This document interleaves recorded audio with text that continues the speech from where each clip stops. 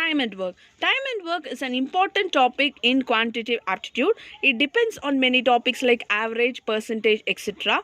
In this video, we are going to learn the basic formula of time and work and the basic concept of time and work. Let us learn with a simple example.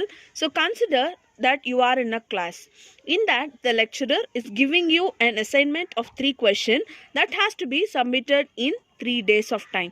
So what will be your first day work?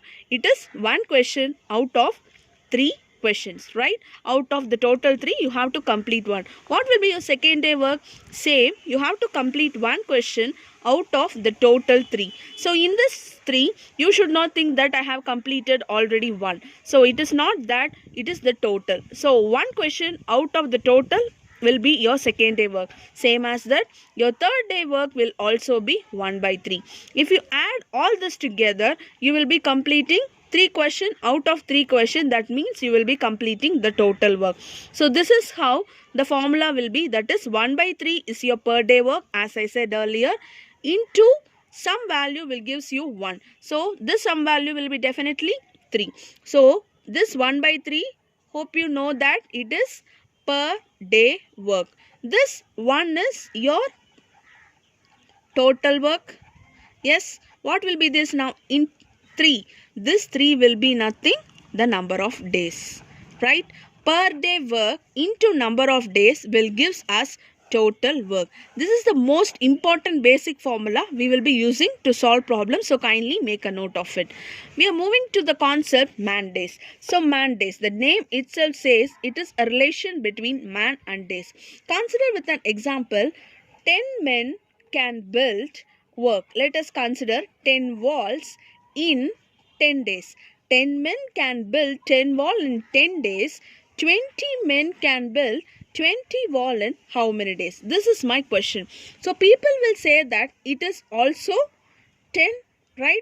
It is also 20 because as this value is 10, 10, 10, this value will be 20, 20, 20. It's a blunder mistake. So try to understand. Consider that you are in a class of 60 students. I am calling 5 people to eat 5 cakes that will be completed in 5 minutes. I am calling 5 men at a time and I am asking the people to eat the 5 cakes and they are starting at the same time. They are finishing at the same time 5 minutes.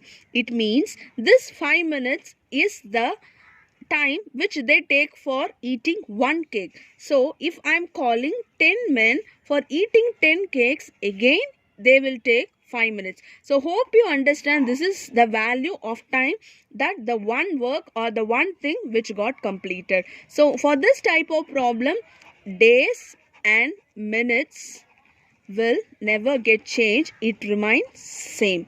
So for the previous question which I asked you, 10 men can build 10 wall in 10 days. So 20 men can build 20 wall in same 10 days. As I said, the days will not get changed. This we will be explaining some formula. So please listen.